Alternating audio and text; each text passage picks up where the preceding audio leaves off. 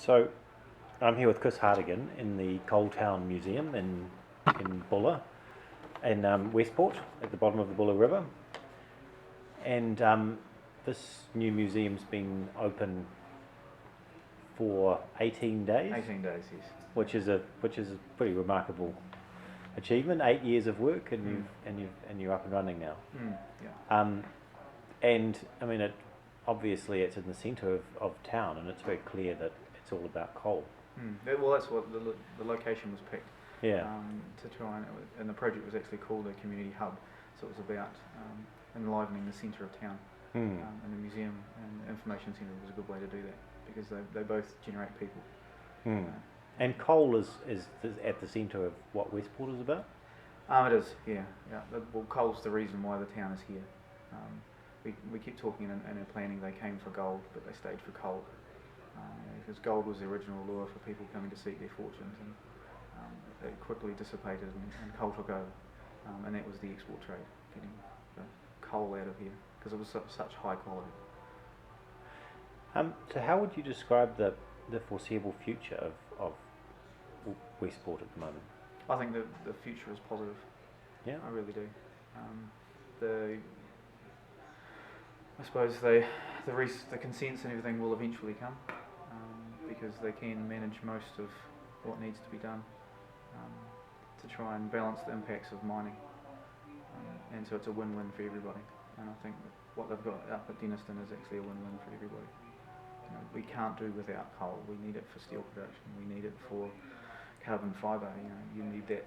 The carbon fibre for your racing bikes. You need the graphite that you get from coal for filters, for water. You need it in all sorts of things. So it's not all about power generation. It's not all burnt. No, and the coal from here in particular is used for these other yeah, it is, because it's such things. high quality. Yeah. And that's what it's used for. Would you describe coal mining then? I mean, I suppose you describe it as a huge asset, but Most definitely. Yeah, it's a huge asset to the town and to the district.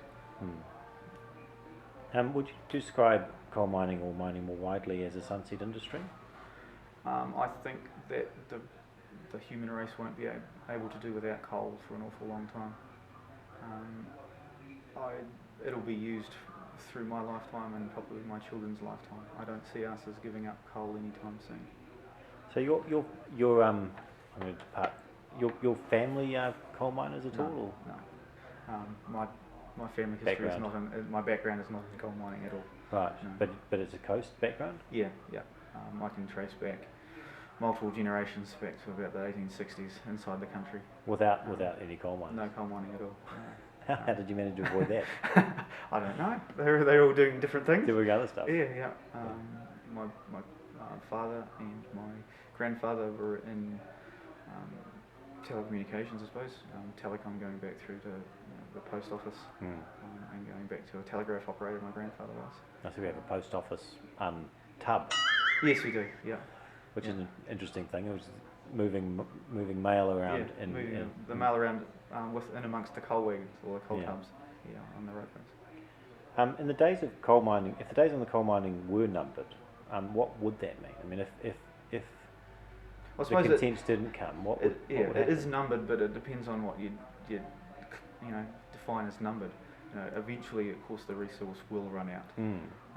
But do I think it's going to run out in the next couple of generations? I don't think so. So you think another 50, 60 years easily? Easily.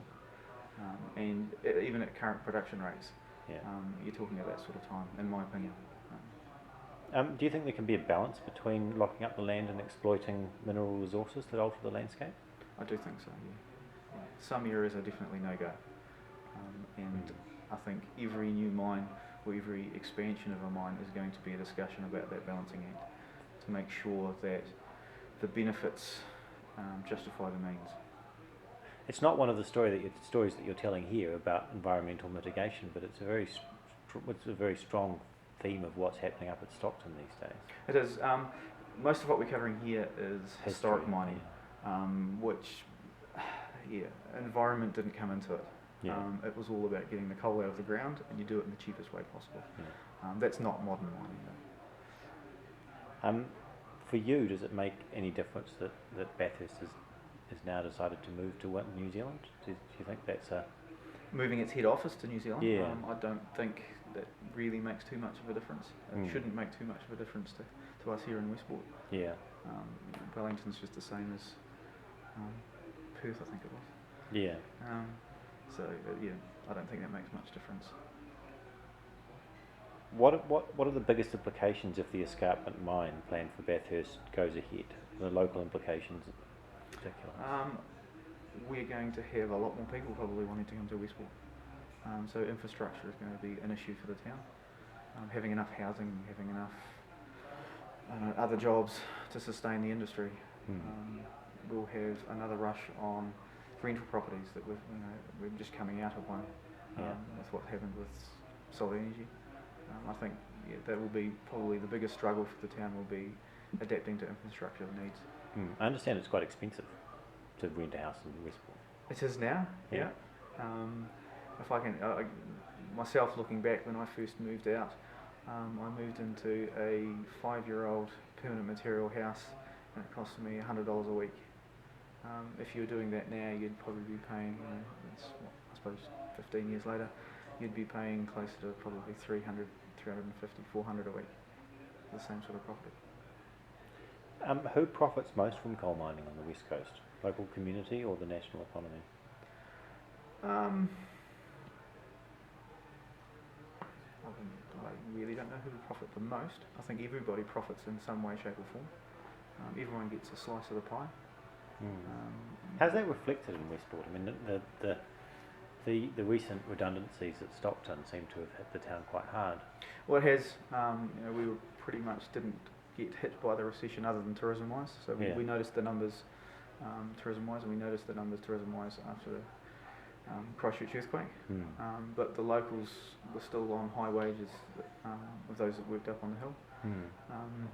Now I think the town's pretty much, well, the retailers are holding their breath and just waiting for those days to return. There's not a lot of money being spent through the local shops at the moment. Right. Could you tell me a little bit more about the museum? So it's been an 8-year project to get it underway. The funders for the museum were... So we've got 1.5 million come from rates, 750,000 from solid energy, 586,000 from lotteries, 500,000 from Development West Coast, 80,000 from Buller Arts and Recreation Trust, and then a number of smaller grants and things to make up the balance of the project.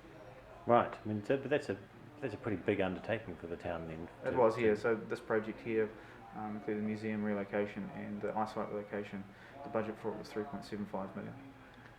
And that's been your work for much of the last 8 years, has it? Probably the main focus of my job for the last, say, 4 years.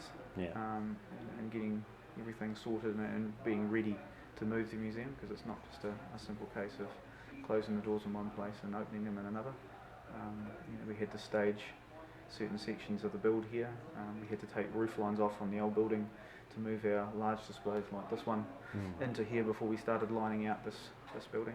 So you took the roof off to... We took certain sections of the roof off and craned them in. We got some fantastic footage of some of a Q wagon flying through the air, which was something that wouldn't have been seen around Westport for an awfully long time. So the main exhibits you've got here are a big brake drum, which was on the incline. Yeah, it was used at middle brake on the Denison incline. And what happens is that the rope go around it, does it? Yeah, it does. It works like a cotton reel. One's on one side and one's off on the other. So they balance the load. So the full wagon coming down pulls the empty wagon coming up. Yeah. And the Q wagon itself, which is here behind you, and that would go up and down the Denison it would incline. Be taken up and down the incline. With people and everything on it. Yeah, in the early days that was the only way to get up there. So you jump on the front of the wagon, so you'd sit up on the top and you'd go up, and the same coming down. So you jump on that and come down the incline itself. And the other large exhibit is a dredge engine, an old steam dredge engine. Yeah, the Mawea dredge engine, and that kept the coal flowing out of the river, so it kept the bar depth deep enough to allow the shipping to continue. So if people come to